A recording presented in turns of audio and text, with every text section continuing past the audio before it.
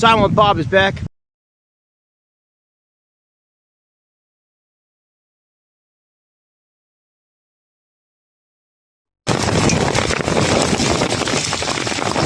We got caught out in that hailstorm. We put up the tarp, but unfortunately we thought it was going to be rain, but it wasn't. And it bounced everywhere. It was just not ideal. Whatever how you want to do it, where you just, you know, sit out there all fucking day. And I'll charge all of our shit. From there, either one of us mob down to Walmart to stock up on some shit.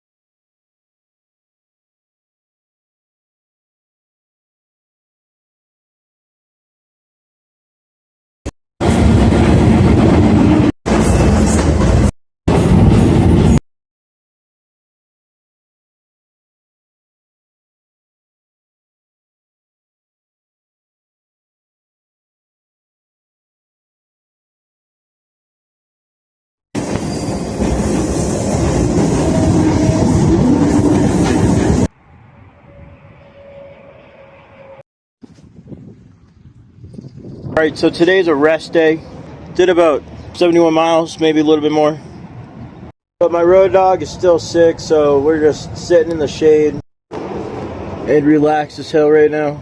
He's over there at the store getting pizza and a drink or so.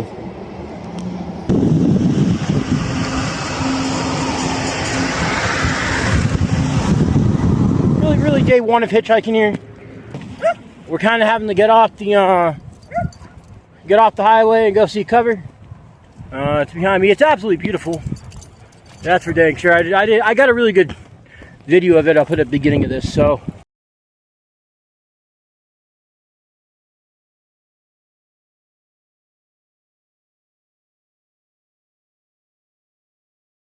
getting close to the end of the evening on our, what is it, our 5th day now? 4 days. So 4 days we've been here. Unfortunately, we still aren't out of here. Not for lack of this town not having really awesome people, but for the fact that when it seems to just give it a ride, they just don't want to do it. Boys right there. Happy 4th, everyone.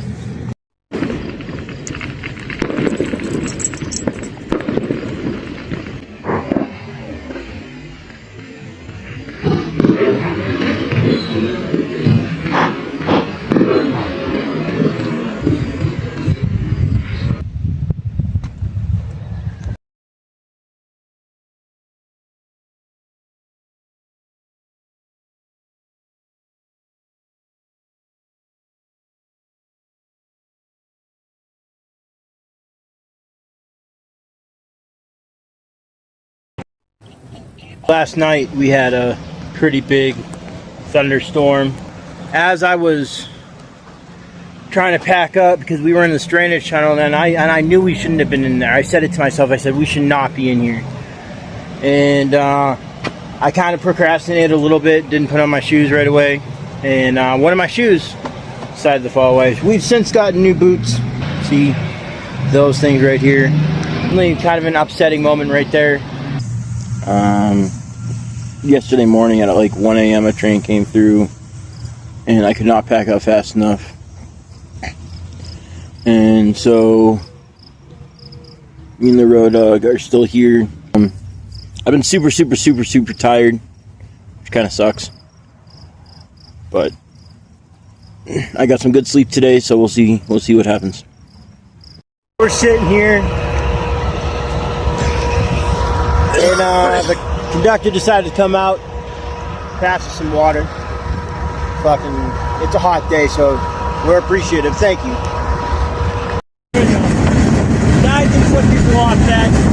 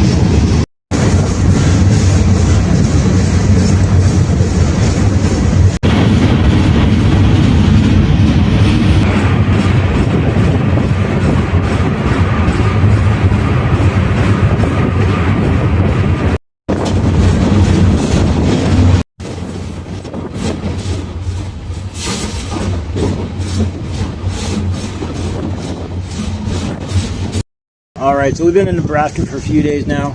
We stopped in this little small town called Ravenna, which is a pretty dope-ass town. The train that we were hoping to get back on never showed up. Just waiting to see if the people that said they were going to come by and help us out with a ride to further our journey and get back on some trains actually come through. If not, we'll be hitchhiking tomorrow. Plus, it's really hot right now here at this truck stop. And they have this really cool caboose. It's pretty fucking neat. But what's not fucking cool is we find ourselves fucking hitchhiking again. The people who said they were gonna come pick us up yesterday never showed up.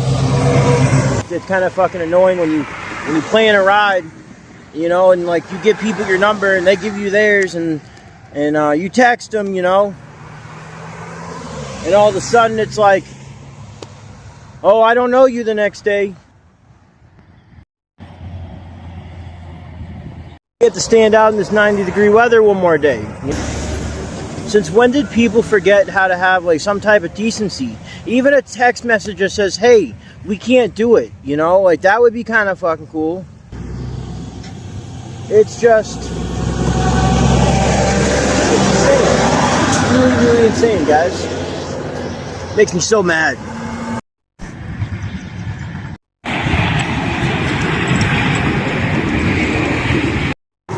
We've seen about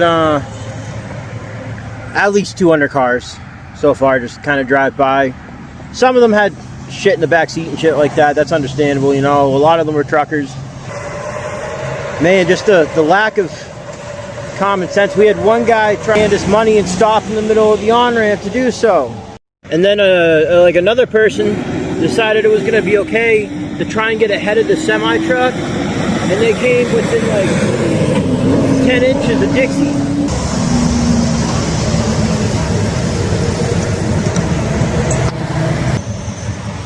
So we're finally off the on-ramp. Got too hot out there.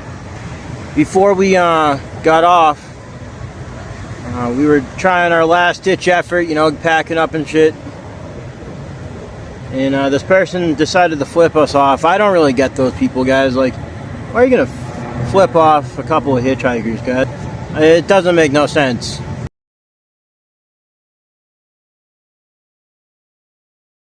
You know, one of the things that always bothers us is how we're treated versus how other people are treated.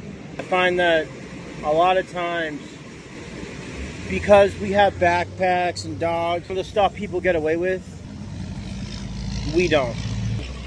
So yesterday, for example, we were standing at a gas station, kind of like this, not this gas station, of course. It was about 3 o'clock, so the sun had finally decided to make shade on the front side of the building, and we're trying to get out, so we have a sign that says we're our destination. We had been purchasing customers all day in there. The guy decided it was going to be okay to come out and say, hey, you can't loiter. We talked to him, we're like, hey, like, we're just trying to sit in the shade. I mean, we get the sign thing. If we put the sign in the bag, like, okay, or is that fine? Of course, we're still going to ask people if they're going east, going in our direction. And he was like, yeah, but you can't loiter. And I was like, but we're not loitering. We were purchasing customers. So we spent like $60 in that place. He's like, you can't loiter. You can't sit there. There's a bench right there for people to sit, but we can't sit there.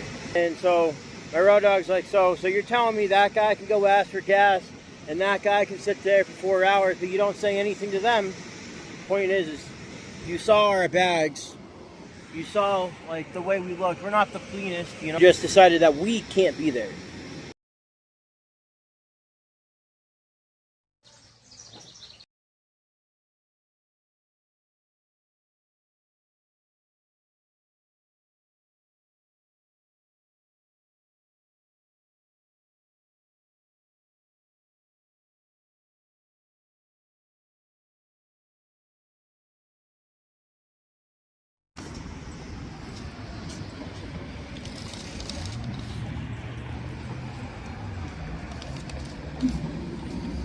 Yeah, no, it's...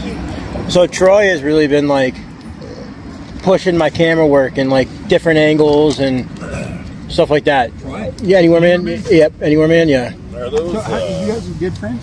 I wouldn't say we're, like, good friends. I say we're good acquaintances. No, he's train splains, is what I said. That's Yep. the big difference between Stobe and Shoestring was train hopping and stuff. Shoestring would be the one you would want to go watch because he's like telling you about. I started with Stobe because Stobe was a drinker and he showed the character of the ride, you know. So Stobe was like my man because I was a drinker and a traveler, and but he also showed this psychology, like a great psychology behind it. Look.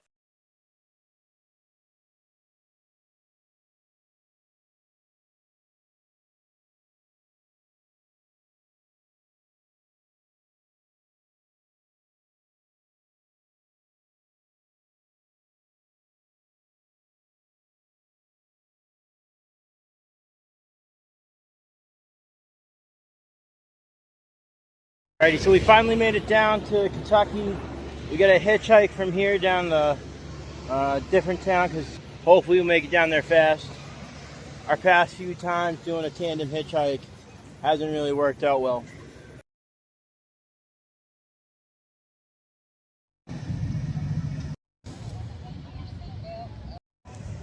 Well, we're back at the Walmart, unfortunately. We were flying our hitchhiking sign, trying to head further south, and two cops showed up. I guess somebody had called the cops and decided, hey, suddenly what we're doing is too dangerous, even though those two cops had probably been by us yesterday. So I don't know. I just don't get it. You know, like, we're not harming anybody. We're not like stealing. We're not robbing. We're not doing anything like that. Why are you gonna call the cops? You know, like,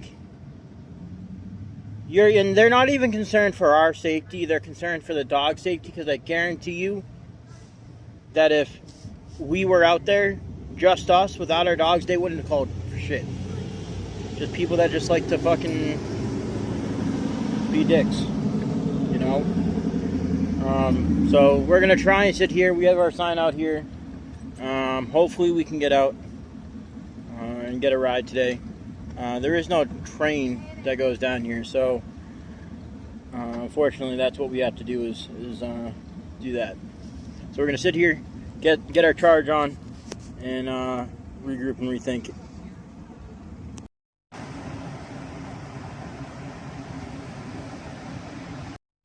So we made it down to about 30 miles south of where we just were, guys. Ended up taking an Uber, or a Lyft, I guess. Really awesome guy. Took us a minute to get the Uber, but once we got there.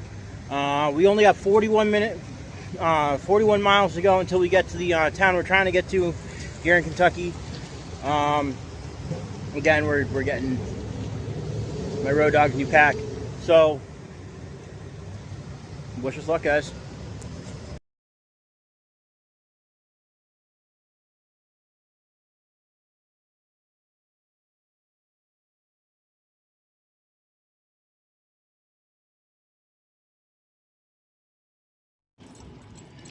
Fucking made it to Tennessee.